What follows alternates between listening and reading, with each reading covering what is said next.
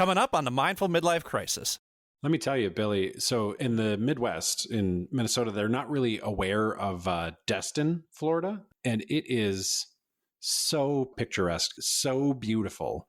The powdered sugar, white sand beach, unbelievable beaches. You've never seen beaches like this. So when we moved to Arkansas, people are like, oh, have you been to Destin? You should go to Destin. It's great. And Destin, kind of unkindly nicknamed the Redneck Riviera. That's what they call it.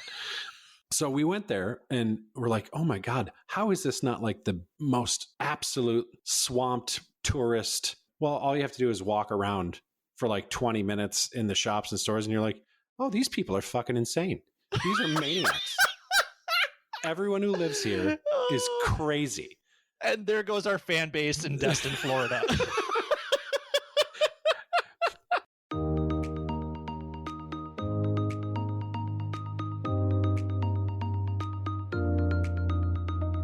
Welcome to the Mindful Midlife Crisis, a podcast for people navigating the complexities and possibilities of life's second half.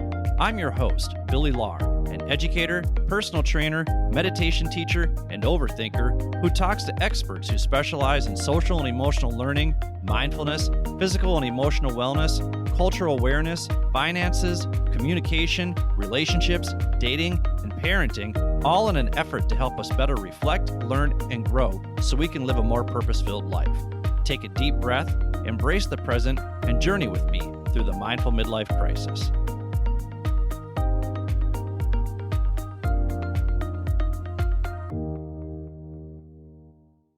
Welcome to the Mindful Midlife Crisis. I'm your host, Billy Lahr. Thank you for tuning in wherever you are. The purpose of the show is to provide a platform that gives people the space and permission to share their expertise and life experiences in order to help others navigate the complexities and possibilities of life's second half. And remember, this free and useful information is helpful to people of all ages. Wisdom isn't about one's age. Wisdom comes from our ability to reflect, learn, and grow from our own life experiences while also learning from the experiences of others.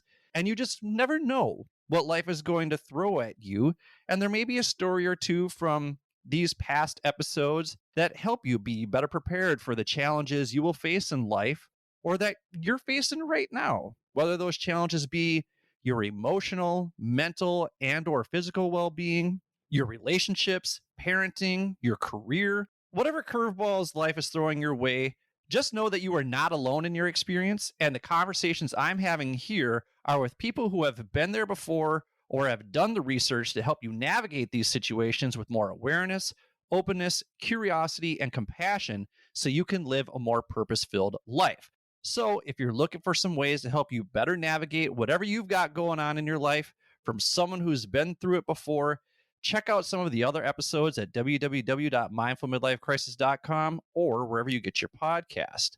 This is the last episode of season 6. It's the last episode of 2022, and it's the last episode I'll be recording from Korea for a while because next week I'll be heading to Thailand for 6 weeks, and not a moment too soon because it is getting freezing cold in Seoul right now. I actually think it's colder in Seoul or about the same temperature in Seoul as it is in Minnesota. And I did not sign up for that shit. So I am looking forward to some fun in the sun. But before we wrap up this season and this year, we always like to take a look back on the season that was. Now, the word reflect means to think deeply and carefully about. And for the previous 5 seasons, we've done a recap of that season's episodes with my former co-host and good friend Brian on the bass, and I was hoping to do that again for this episode, but sadly, Brian can't be with us today because, as always, he's up to his eyeballs in life responsibilities right now. But I am very happy to report that the other member of our recap team is here today. So, ladies and gentlemen, welcome to the show, the always entertaining Matt Hazard. Yay! Hi, Billy. Hi, how are you, buddy? I am so good, and I'm so glad you asked me back for this. It always brings me so much joy to have you here on these episodes. I understand that you have added a new role to the 10 roles that you play in your life. What is that new role? I wanted you to introduce me as that. That's why I put it in the notes. But it's, hang on, see if I can get, I'm going to engage your mic envy further. Sexual dynamo. Now, is this a self-labeled sexual dynamo? Is it very much so? Definitely. If you ask my wife, she will not say that. We can cover it. We can cover it when we recap the episode. Right. When we get to midlife sexual healing. Yeah. Oh my goodness. It was funny. We were talking about this before. We might as well just start with the recap of that episode since we're here, and then we'll get into other things too. But sure. As I was listening to that episode again, I couldn't help but think to myself, I'm asking these questions as though I'm saying it so I have this friend that is going through this issue. What's wrong, Billy? Yeah. I set it up so much like it was, I'm asking for a friend, right? That might be going through this situation. And I'm like, no, but I'm not actually going through this situation. I promise I'm not going through these situations. And as a listener and a friend of yours, I'm like, is he talking about me? How dare you? Oh my God. No, it was a great episode, though. That was a lot of things that I don't think about. I mean, when she was talking about kink play and she was talking about all the different ways that people fantasize and porn addictions and stuff like that, I was like, is that really that prevalent? Some of it, I'm sure, everybody's got something that, turns them on that probably is unusual to somebody else, right? I think she talked about that a fair amount, that everyone's experience in life is slightly different sexually. I'm pretty vanilla sexually, really. Well, so what I found interesting is it now kind of makes me look at other people with a little bit more curiosity. Yeah, and when she was talking about group sex, she immediately went to group, and my head immediately went to orgies. And I was like, okay, I don't feel like that's common at all. And then she was like, or threesomes. And I was like, okay, that may be more common, or fantasizing about threesomes. And I'm like, yeah, everybody does that. I was on the peripheral of that world because I had friends back in the day who were swingers, and I was their vanilla friend, right? They would tell me about their weekend sexual exploits that they would have at these orgy parties because they just wanted to talk to somebody that was, just traditional relationship kind of person. And I think they kind of liked my response to it. They liked how I reacted to it. And as I'm like, ooh, I think they liked that. And I think they liked being able to talk about the taboo of it with somebody that really wasn't in the know. And they knew that I would keep their secret, right? They knew that I would keep their secret. Probably more of a turn on for them, right? I think it was a bit of a turn on for them because you could just see them light up as they were talking about it because they had this secret life that they wanted to share with somebody. And I just happened to be that somebody.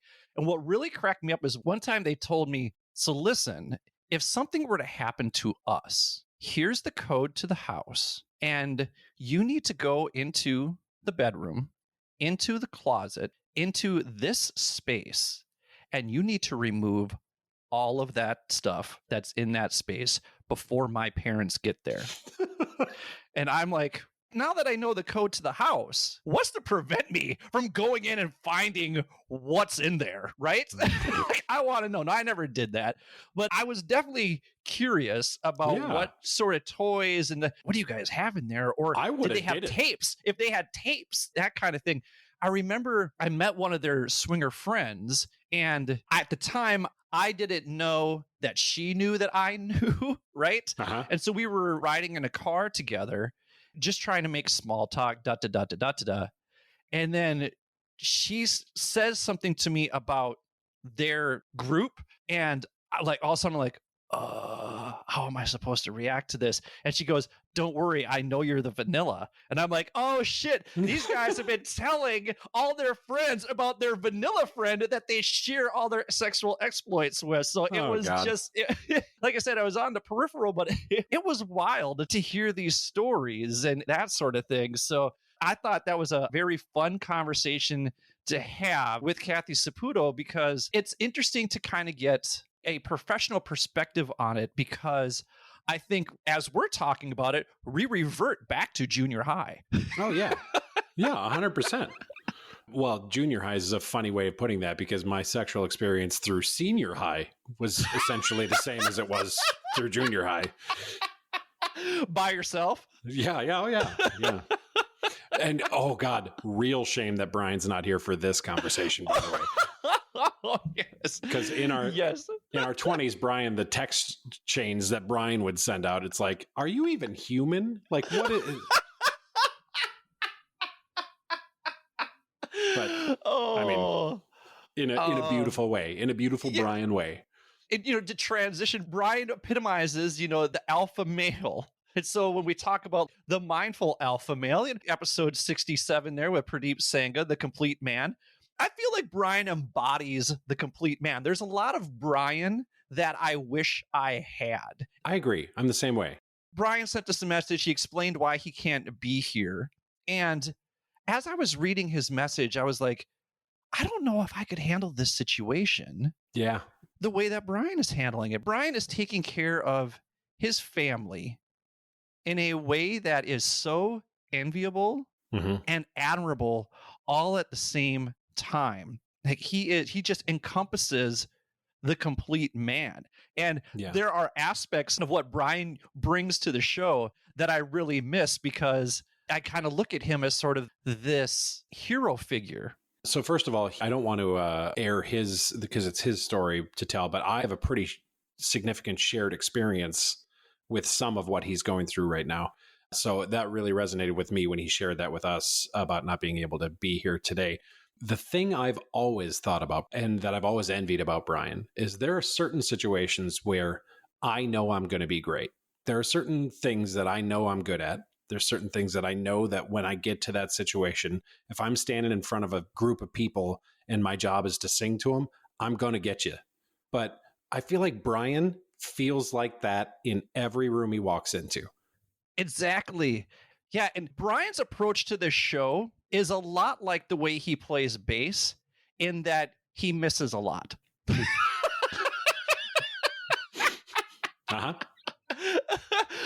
But no one has more fun than Brian, And still he can miss 50 shots. Who's a good basketball analogy that's a terrible shooter? Russell Westbrook. He's Russell Westbrook. He could take 50 shots and go 0 for 50, and he still thinks I'm going to knock down this three when I come back down the court. He absolutely believes he's going to do that. If you're starting with this episode, you should hit stop now. If you haven't already, you should hit stop now and go back to episode 66 is maybe a good place to start, or you can go to episode 67. That's kind of what we're talking about here. Or if you want to know more about Brian, go way back to the beginning when the episodes were really bad. There was very little production value in those episodes. You can go back to those episodes and kind of get a feel for Brian, that sort of thing.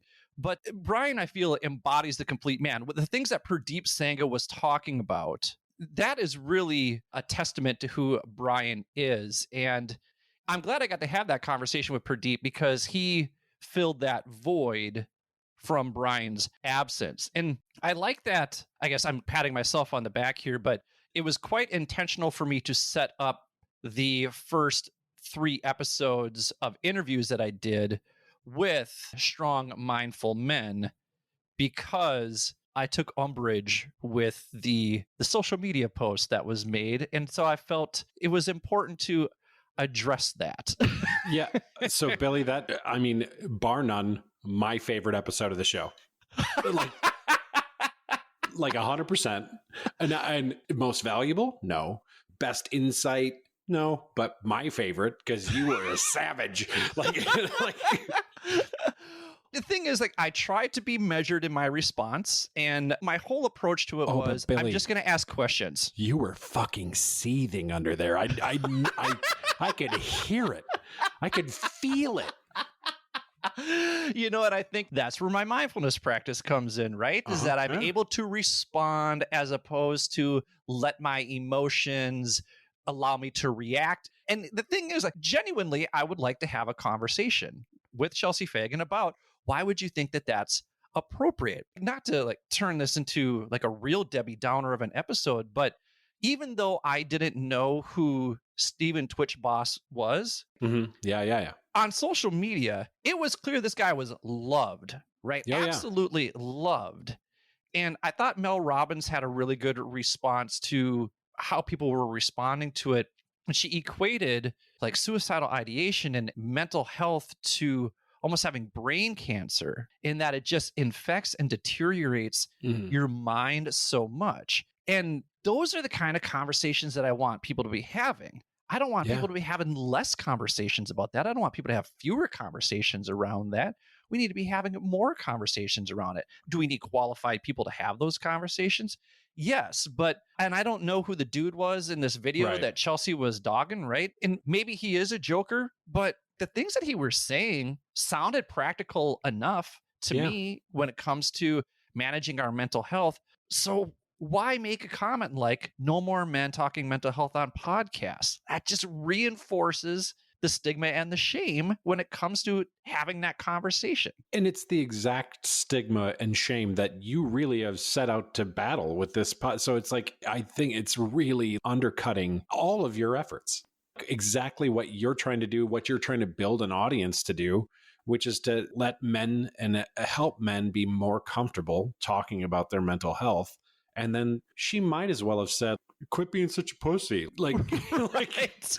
Like, it's like the exact same thing. I mean, in a different way, but it's like the exact same mentality. Men shouldn't be talking about this. Of course we should. Of course we should. Yeah. And I think too, that too often when men think about having conversations around mental health, they feel like it has to be all flowery, or they feel like it has to be all woo-woo, or it has to, someone's going to cry, I don't cry. And it's like, well, one, dude, it's okay to cry.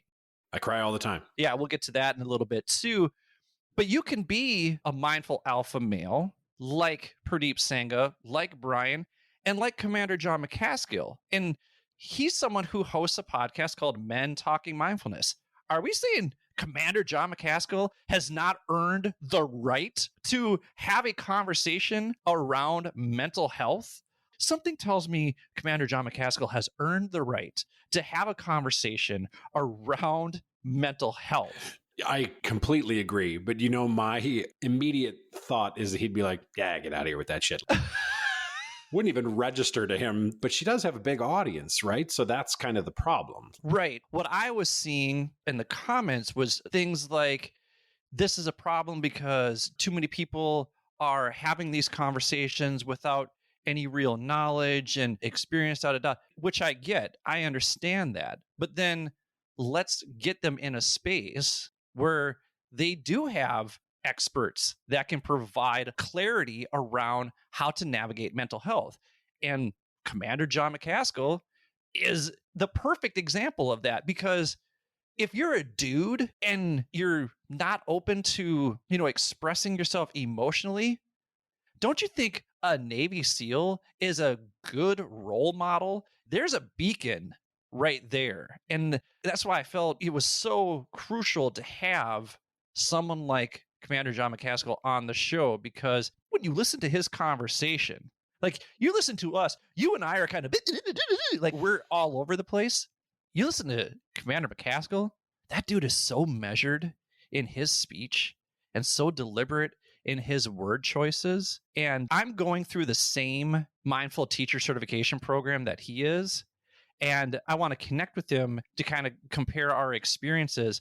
But I know, just based on who he is and the way that he conducted that interview, that his experience is significantly different from mine, because I feel like he's so much further along on that journey based on his combat experience, based on his life experience.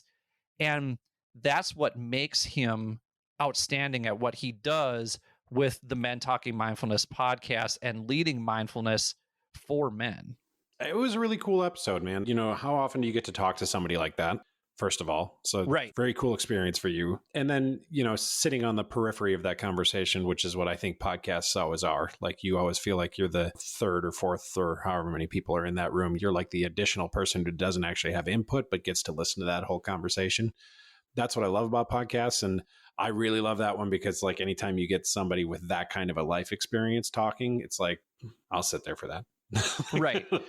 And then we got to bring on your friend, a guy that you recommended to me, Eric Romanak. And man, he was as good as advertised. I've listened to that episode a couple times just because I like his realness and his rawness. I just liked his approach to therapy where he's just like, yeah, sometimes I just need to go in and unload some shit and then just be done with it. I love that mentality because just like, hey, I recognize that I got a bunch of stuff that I need to unload and I'm going to go do that. And then I'm going to go lift some heavy shit, Yeah. I met him 20 years ago and we were in a band together for a time. He was a songwriter. He was aspiring as a songwriter. And I thought he wrote really good songs. He was a horseshit singer, by the way. He's going to hear this.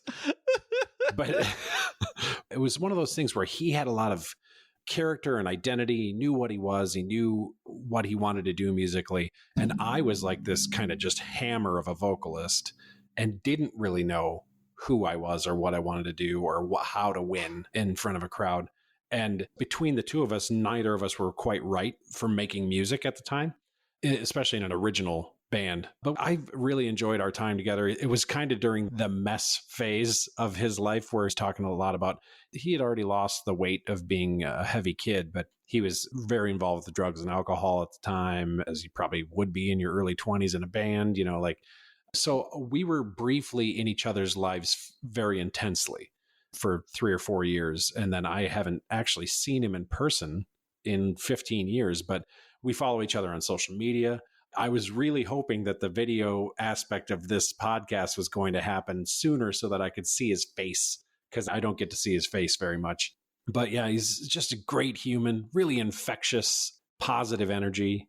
He's like a quote machine, he's very well read, but I think also just very thoughtful and deep thinker. And when he says things, there's weight to it. I really like him. I miss him. He lives in Kentucky now, so far away from me, way far away from you, and far away from where we are in Minnesota. So we're going to reconnect someday. And I love him dearly. He's a good friend. And I really like that episode. And man, he is intense as a human being in a good way, in a great way. Right. And he actually made 3 points there. I like his intensity because I'm an intense individual.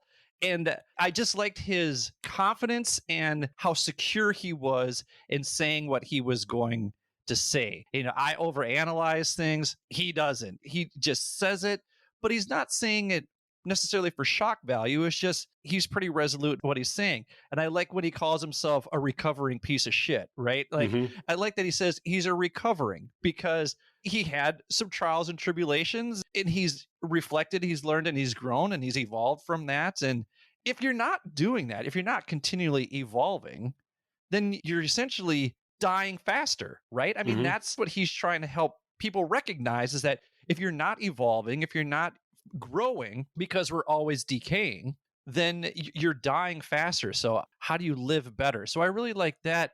And then the other thing, well, there are 2 more things, but I can't remember the other one because I was talking too much. One other thing, you said that it would have been nice to see the YouTube video. Now it makes me want to reach out to the production team and say, hey, can we get those first 3 episodes with Pradeep Sangha, John McCaskill, and Eric Romanak up on YouTube? More so because the episodes that follow that are on YouTube, and thank you, by the way, to everyone who's watching them, including you, Matt Hazard. I appreciate that you're watching those episodes, and I appreciate that you appreciate them. I love that.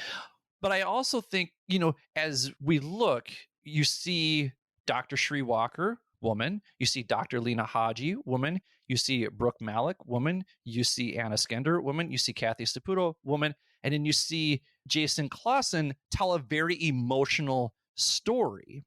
And I think it's important for people to see that emotional story, and we'll get to that in a little bit. But I also think it's important for people to see people like Pradeep Sangha and John McCaskill and Eric Romanak share these stories as well, because they carry with them, like we've talked about, it's this mindful alpha male presence about them. And I think that that's crucial, particularly for 30-something, 40-something, 50-something men who maybe navigating the complexities of emotions, the unwillingness to be vulnerable with their emotions, it's important for them to actually put a face to what that all means and what that can all look like. So I'll work with the production team on that one there, Matt Hazard. I would love to see that. Wonderful suggestion. Thank you. So here's what we're going to do. We're going to take a quick break, and then when we come back, we're going to break down the rest of the episodes here with my good friend, the sex dynamo, Matt Hazard. Thank you for listening to the Mindful Midlife Crisis.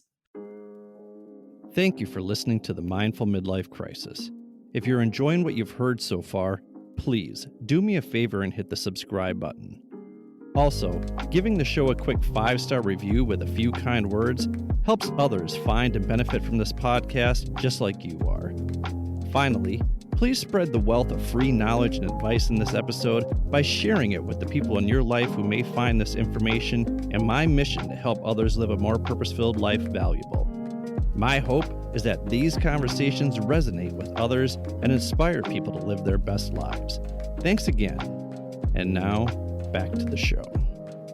Welcome back to the Mindful Midlife Crisis. We are here recapping Season 6 with my good friend, the always entertaining Matt Hazard. Brian on the bass is not able to join us here. We're very sad about that, but Brian, we love you and we miss your face. That's right. Hang on, let me pour some more whiskey. So as Matt's pouring some more whiskey there, I know that you did not listen to the episode on Itaewon. It was a little heavy, and it was a string of heavy episodes for the month of November. There were 5 pretty intense, heavy episodes, and those were the first episodes that we put on YouTube. You guys can go to YouTube and type in the Mindful Midlife Crisis podcast, and you can watch those episodes if you want. I got some feedback from you, Matt Hazard, and I got some feedback from another friend that said when you watch the episodes, then they really have an emotional impact on you. And I've heard from a couple friends here in Korea who have said, whew, those episodes were really, really heavy. And I get it. That's why I tried to set people up for success by at least giving them some information on how to navigate trauma with resilience with Dr. Sri Walker. And, you put a note in here. Sometimes my guests remind us how good we have it growing up, right? Yeah. I mean, that's exactly it. Sometimes I'll think about the difficulties I've had when I was a kid. Oh, I had to overcome this. Or, you're having conversations about shared experiences with people and you're like, well, yeah, when I was growing up, I used to get spanked and I used to, this was whatever, and then you're like, you see an interview with someone like Dr. Walker and you're like, oh, yeah, no, I didn't have it bad at all, not at all. Not even bottom half bad. I was fine. And I think, though, Dr. Walker would say that it's not so much about comparing your trauma and your adversity to another person's, so much as it is how do you develop the resilience over time to bounce back from that. And I think the other thing, too, that I wanted to highlight in the Itaewon episode was the complexity of living with gratitude while also living with appreciation or recognizing the tragedy and the hurt that exists in the world as it parallels the beauty of the world. And my friend Millie from Vietnam is the one who shared that with me. And it really, really hit me because a lot of people here were really struggling with that situation. And some of us were feeling really bad and really guilty about A, being there, B, having fun while we were there and still being alive to talk about it, and then C, being able to live our lives moving forward. Yeah. So there was a lot of guilt around that. And I'm not going to say that was a traumatic experience for me, but it was because I didn't see it. I didn't witness it. I have friends that saw the bodies on the ground, right? That saw people administering CPR. I don't have that etched into my memory like they do, but there is kind of the what if, right? Because I walked through that street at the exact same time as all of that was happening. I was just on a different alley. That's it. I was a block away and I didn't know what was happening. So there's the what if, and then there's the navigating the emotions of, am I allowed to enjoy my life moving forward after this tragedy?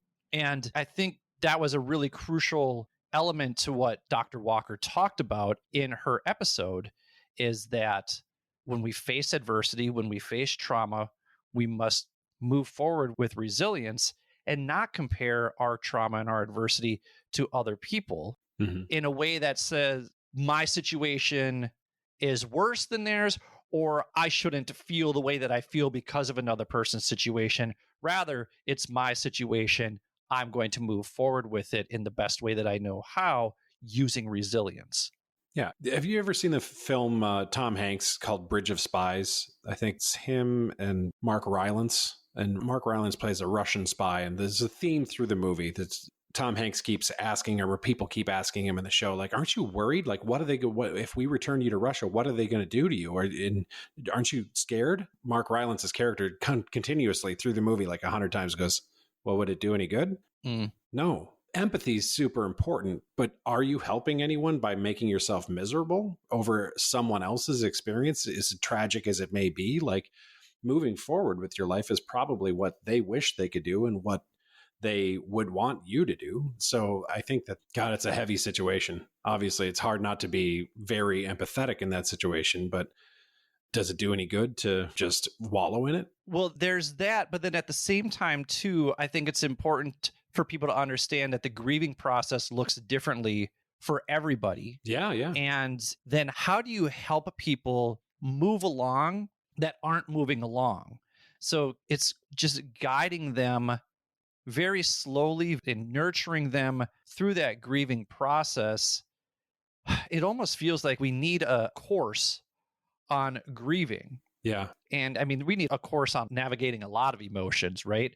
I feel like that should be taught in schools more so than some other subjects. But just understanding, one, people grieve differently, but then two, if you are grieving and you're having a difficult time moving forward, understand that moving forward does not necessarily mean that you are letting go of that person's memory, that you can still honor that person's memory. And I think that's what a lot of people struggle with, is that if they do move forward and if they don't continue grieving the way that they are grieving, even though it is locking them in sadness, that they're going to lose connection with that person. And I think we talked about that with Marie Nutter when she talked about losing her brother. I think that's episode 47, where we talked about, did you feel moving forward was going to, in a sense, erase your brother's memory from your life? And she talked about, sometimes that would pop into her mind. In terms of grieving, when we talked to Jason Clausen about losing his wife, when you watch that episode, I'm sitting across from Jason on the screen here on my computer, and I mean, that was a heavy episode. A lot of times I talk to people before they are on the show.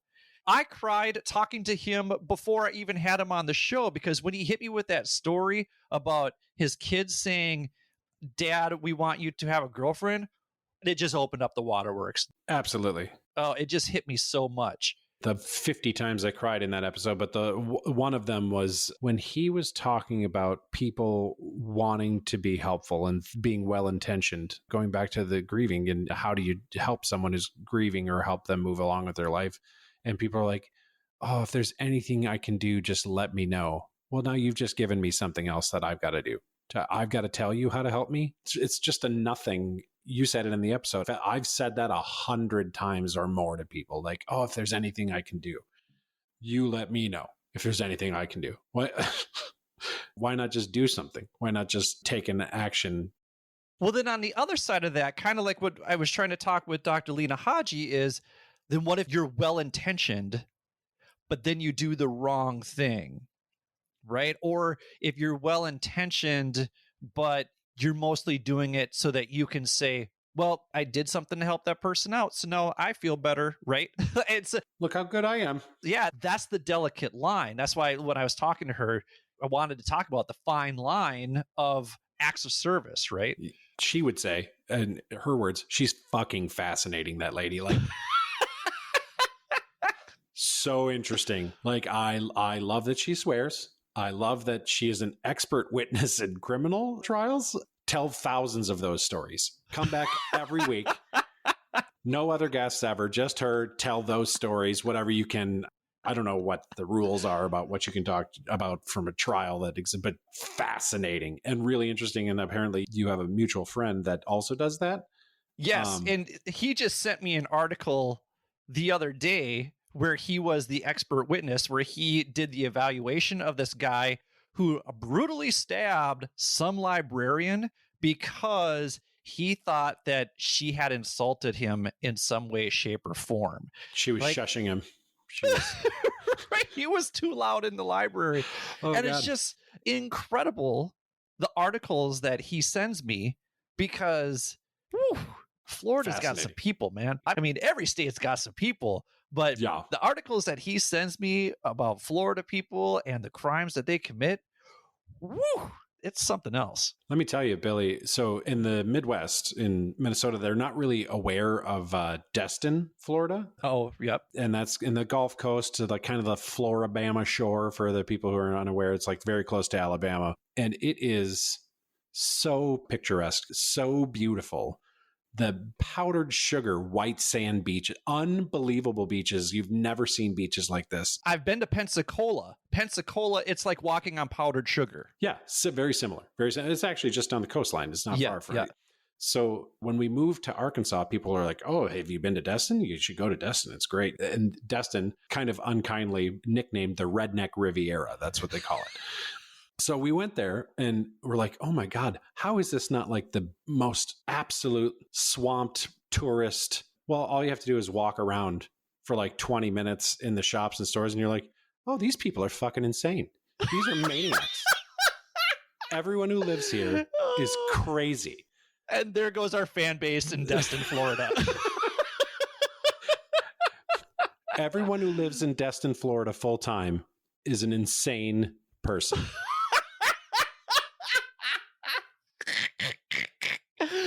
Oh, man. Like we got there and we're like looking at real estate because we're like, this place is incredible. We should maybe see if we can buy a condo here or something when we retire. And then we're like there for 20 minutes and we're like, maybe we just vacation here for a day or two.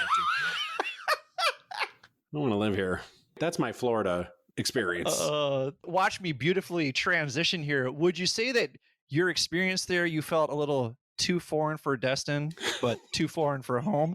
You like that? You like that? So dumb. What I didn't know how to transition into the episode. I didn't know how to transition. So, we're going to keep that in because that's... keep it in for sure. Oh, man. So what were your thoughts on that episode with Brooke Malik? Oh, my God. Seems like a super cool person, by the way. So not surprising that you two gravitated toward one another immediately because it's like, you're super cool, Billy. I think you're super cool. Thanks. Hey, thanks, man. And she seems super cool too. Also, very, very interesting social aspects of and a life experience that I just have no context for whatsoever in my life. Not only is she adopted, not only was she like, there was strained relationships with aspects of her adoptive family, but she had a family that was actively searching for her for a long time and like didn't want to give her up. But like the situation in the country at the time was kind of what caused it. And like, oh my God, heart-wrenching, difficult. If someone who grew up in a stable home, mostly in a stable situation, middle class, I didn't know anyone with those circumstances. And oh shit, I never even thought about that. Oh shit, I never even thought about it. I probably said that 10 times in that episode. And of course, just bawling when she was talking about how her mother thought she was going to have to die with her eyes open, still looking for her. Yeah. Still looking for her.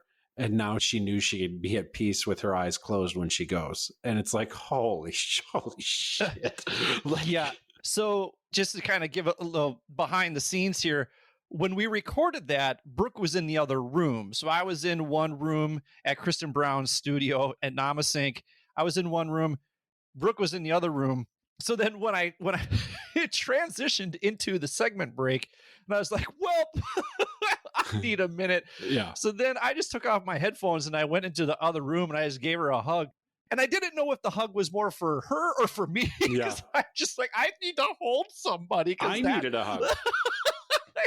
It was so heavy, is so emotional, but at the same time too, like you could feel the catharsis in that moment for her and her mother. Mm.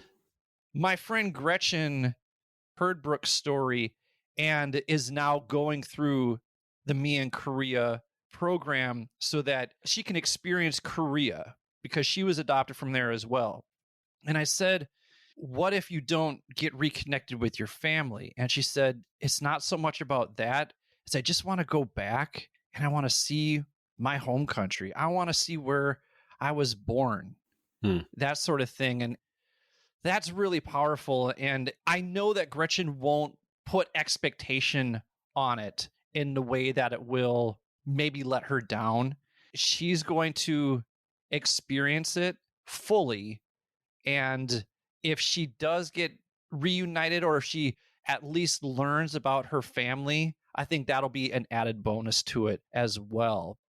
Family dynamics are so fascinating to me.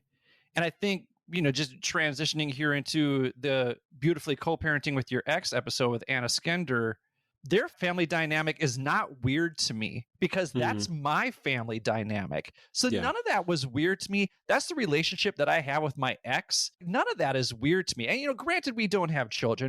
I had my dog and then we co-parented the dog. I mean, the dog is actually probably what made us amicable, like we still got to stay connected. We just weren't romantically connected in any way, shape, or form. We were just platonically connected, and we still are. Yeah. So I was curious as a listener. I mean, you're happily married. I mean, I am. Yeah, you are. You asked her. Right? If we were to ask Melissa, it might be a different story. But you said here that you hope you're never in that situation, but she said some things that really resonated with you. So what were some of the things that resonated with you in that episode? Complacency is a killer of relationships, I think. And when she was talking about going to couples therapy and that kind of being the moment that really was the catalyst for her saying, oh, I got to walk out of this because I just said 50 things that I love about a relationship and he couldn't come up with, oh, we've been together a long time. The thing is, I feel like I listen to that. I'm like, of course I wouldn't do that. But I do think that if I was in a situation where there's a lazy way out or there's a lazy answer, sometimes I might give a lazy answer. And he probably didn't even know he was fighting for that relationship in that moment. That's a really good point. I didn't even think about that, but that's a really good point. I actually want to circle back around to Anna, and I want to ask her if she thinks her strong personality filled the room in a way where he felt that he didn't need to share anymore. That maybe he heard all of those things and he was like, what she said. What she said. Yeah, that's good enough. You know? Yeah, I mean, I could definitely see that aspect as well. Actually, you just made me think of something she said in that episode very early on, which is a total side note, but she said that when she was talking about building a business and being responsible for 500% growth, blah, blah, blah. And she was like, I was in this part of the country where the thought is that only men can lead progress, only men can do this, and I wanted to be in that space where women can do that too. And I would assert that women can do that too. My immediate thought was like, the only people I know who can do that are women. Men don't lead change. We've said it 100 times on the show. Men are dumb as hell. So I was like very impressed, by the way, with her as a human. I also have a friend who was married, had 2 children, divorced, married again, and had another child, and now is once again divorced. She talks about her first husband as the best ex-husband anybody could ever ask for. And even through her marriage, she was like, I have a great ex-husband. And they had a wonderful relationship and still, have a less so with a more recent ex-husband, but I won't say who it is. But I always love seeing that and like trying to understand that dynamic. At the end of the day, is it mostly just about how we still care about each other, even if that spark, that romantic love isn't still there, but we still care about each other. We still think she's a great mom, he's a great dad. We still really are both invested in these kids and the lives that they're going to lead.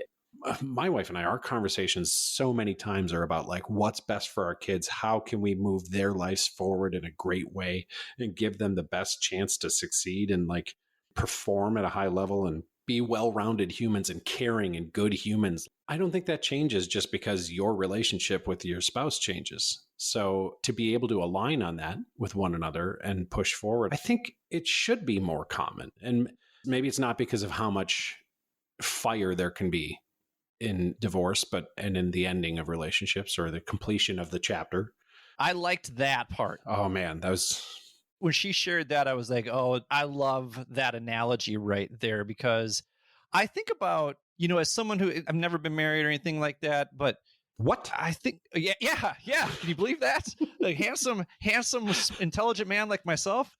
No, it's just, we talk about it a lot. It's been mentioned on the show, Billy. It has. I have alluded to it once or twice. But it's interesting to me. I almost feel like second marriage is becoming a rite of passage now. And so now when I think back to when Eric Romanek said that was my practice wife. Yeah.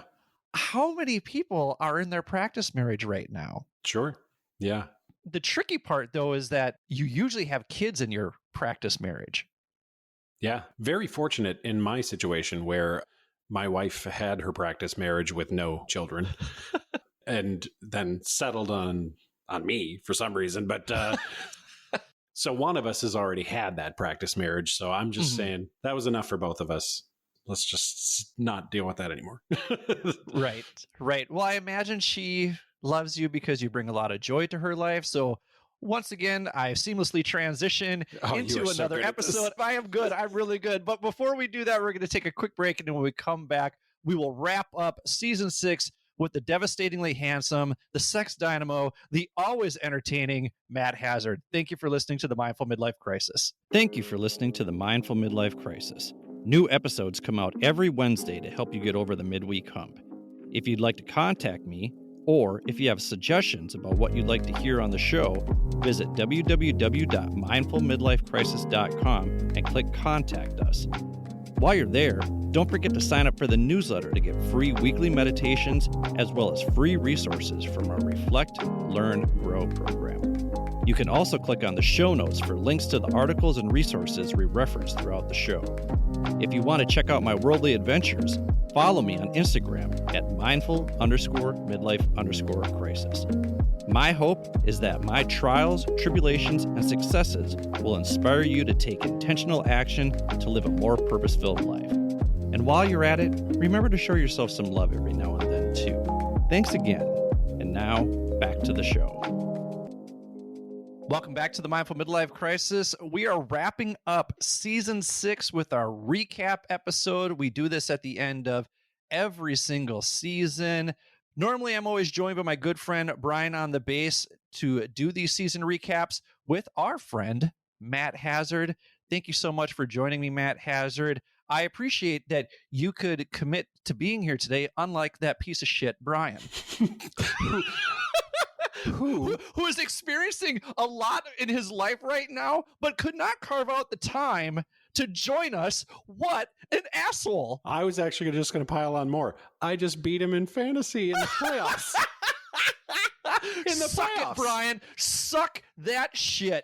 That's what you get for counting on Aaron Rodgers to help you win.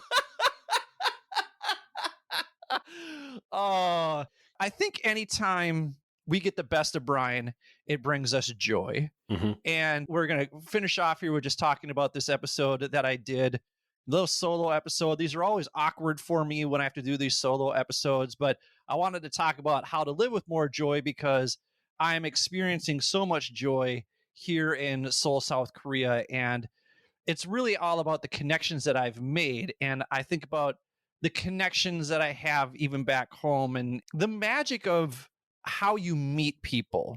We've told the story about how you and I've met, about how Brian and I have met. And I'm always fascinated how, things just weave together the way that they should.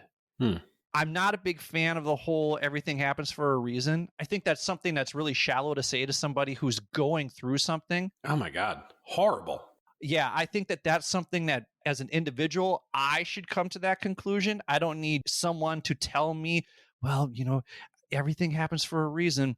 Please don't tell me that. Yeah. Please don't say that to somebody. Let them come to that conclusion. So I'm coming to the conclusion here that being back in Seoul, I'm here for a reason, and being connected with you and being connected with Brian, there's a reason for that. And the reason for that is because you all bring so much joy and happiness to my life. And I will turn it over to you before I get emotional. Well, Billy, you bring a lot of joy to my life. And it's so funny because I want you to know that you probably don't, I didn't even think about it in these terms because you have these conversations with people. And then I see you every week now. Like I see you all the time. Oh, I didn't think of that. That's actually, I like that. Yeah. I was thinking about that today. I was like, oh, I get to see Billy, but I see Billy all the time. Billy gets to see me. Like, right. That was the kind of moment that I had. That was a realization of now having the episodes on YouTube. So that's, again, thank you, production team, for that, because I'm really enjoying taking them in that way, along with still having great content, still having great guests. But with regard to the finding joy in life and taking moments of joy, I know you think I put this in there as a joke. It's really not a joke. There's this woman comedian, her name's Emily Heller. She said, if you don't laugh at farts, you're just deciding to live a life with less joy and just as many farts. And it's like so true. If you're going to respond negatively to something that just happens, this is just a part of life that just happens. And they're objectively funny. Why are we not all just laughing at farts all the time? They're hilarious. My wife and I laugh at farts. I'm an eye contact person. When if we're sitting on the couch, if we're sitting on the couch and I fart, it's usually one of these. It'll be like, so, and I just look, too much eye contact. And then sometimes I'll even throw in was that you? Accusing. Right. Was that you? No, that was you. Like, oh, well, it was one of us. My go-to move is whenever I'm going to fart, and if I walk, sometimes even if I'm not with somebody, I do this by myself, but I'll point, I'll go, and then I just do the old finger guns, and that's where it'll come out. And I would do that around my my ex, and as soon as I would go like this, then she would do it too, and we would simultaneously finger gun at each other. It's beautiful. See? Actually, hold on. Someone's at the door. Okay. All right. A second. We had to take a quick break there because if you heard the doorbell, it was because they had to come in and fumigate the room. I don't know if they heard us talking about farts and they're like, we should probably go in there and take care of that. We are already doing it. Oh, yes. Very true. Farts are always funny. And you, my friend, you are always funny. And I love everything about you. This is actually going to be the last season recap that I'm going to do because in 2023, I'm going to move away from seasons and I'm just going to crank out episodes so we can get more strategies about how to navigate the complexities and possibilities of life's second half from a wider array of guests who will share their experiences and expertise with you, the listener. That includes you, Matt Hazard. But I do intend to do a year in review episode where I bring the always entertaining, the sex dynamo, Matt Hazard back on, along with Brian on the bass, provided he is not solving all the world's problems, because I think it's important not to lose sight of or connection with the people who have been by your side since the very beginning. But as this show continues to evolve and as we all continue to evolve, as I continue to evolve, I want to make sure that I'm giving you, the listener, what you need. So, Matt Hazard, this has been a wonderful ride.